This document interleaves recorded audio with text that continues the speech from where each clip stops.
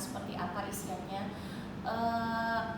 Banyak sebenarnya juga yang coba untuk kita interpretasikan sendiri karena baru pertama untuk ini. Ada 11 standar, dimana ke-11 standar ini sebenarnya ada template-nya masing-masing, tinggal kita mencoba untuk menyesuaikan apa yang ada di dalamnya. Mungkin bisa yang ada deh, yang apa lagi namanya, tapi nggak apa-apa di sini ya, langsung bisa kita lihat dulu. Nah, di standar kompetensi umum sebenarnya ada beberapa hal yang kita mau uraikan.